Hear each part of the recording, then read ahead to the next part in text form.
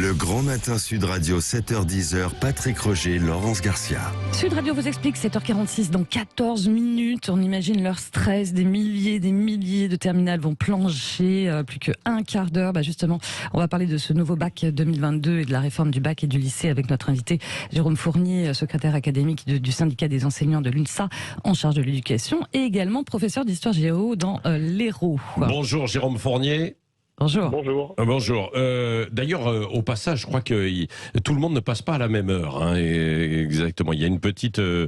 c'est là où ça conteste un tout petit peu. Alors, ce baccalauréat, la nouvelle formule, les séries L, ES et S ont disparu. Il y a maintenant 60% de contrôle final et 40% quand même de continu.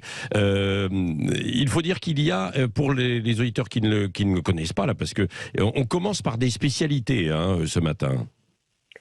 Oui, c'est ça, c'est les premières épreuves que les élèves passent cette année.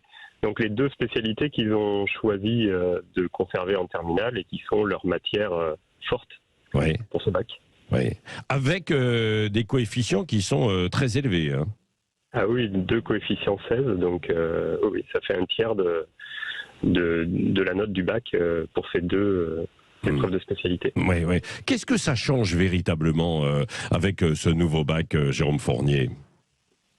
Alors, l'idée du nouveau bac, les deux changements principaux pour nous et qui peuvent être des points positifs, c'est la part de contrôle continu qui permet aux élèves de faire valoir la totalité de leur travail sur de longs mois, contrairement à la formule d'avant où si on se trompait, si on n'était pas en forme le jour de l'épreuve, on pouvait avoir une très mauvaise note alors qu'on avait très bien travaillé toute l'année de première. Donc ça, c'est quand même positif, chose qui est intéressant.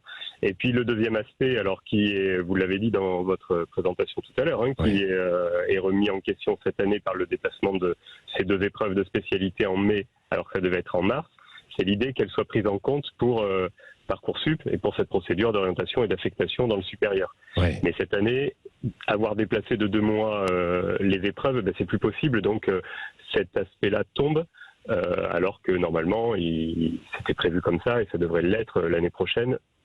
S'il n'y a pas de changement d'ici là, mais enfin, je ne suis pas devin. Oui, s'il n'y a pas de changement. Mais est-ce que ce bac, à vos yeux, puisque vous êtes enseignant, professeur d'histoire géo, est-ce qu'il a toujours la même valeur selon vous aujourd'hui ? Oui, il n'y a pas de raison qu'il n'ait pas la même valeur. Faut faire confiance aux enseignants et aux équipes.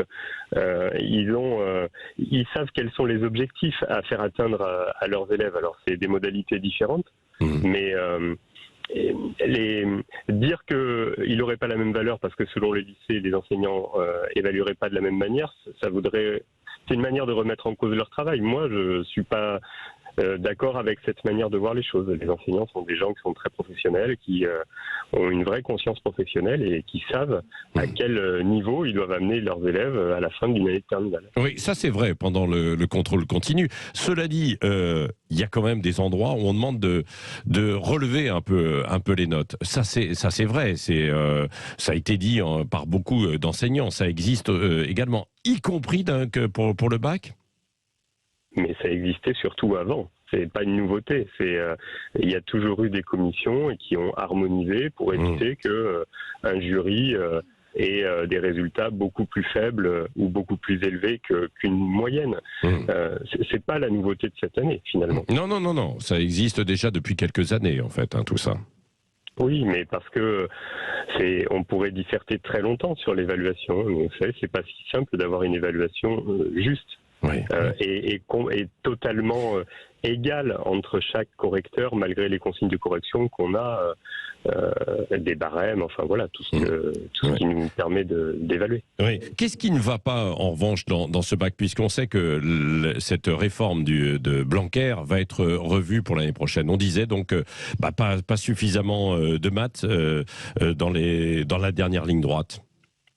Bon, ça c'est sûr que c'est un aspect négatif important, alors qui pourrait être corrigé à la rentrée. On n'a pas encore de nouvelles du ministère là-dessus, et on est quand même déjà mi-mai, donc pour préparer la rentrée de septembre, enfin on verra comment ça va se passer, mais pour en faire le bilan de cette réforme et de ce bac, surtout du bac finalement, il a jamais été mis en œuvre tel que la réforme le prévoit. Alors tout est probablement pas parfait en théorie, mais il faut quand même regarder concrètement sur le terrain ce que ça donne, parce que les 2 années dernières qui auraient dû voir la mise en œuvre de ce nouveau bac ont été perturbées.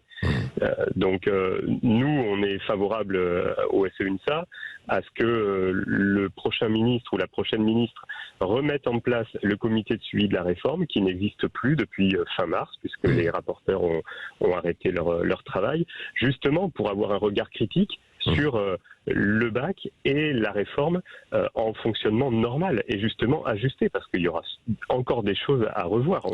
On verra sûrement là cette semaine quelques dysfonctionnements dans les établissements, certainement, peut-être au niveau des corrections, on verra. Enfin, donc il faudra relever tout ça, en faire le bilan et corriger. Oui, absolument. Merci beaucoup Jérôme Fournier, secrétaire académique du SEUNSA en charge de l'éducation, donc professeur d'histoire géo dans l'Hérault. Merci à vous d'être intervenu ce matin en direct sur Sud.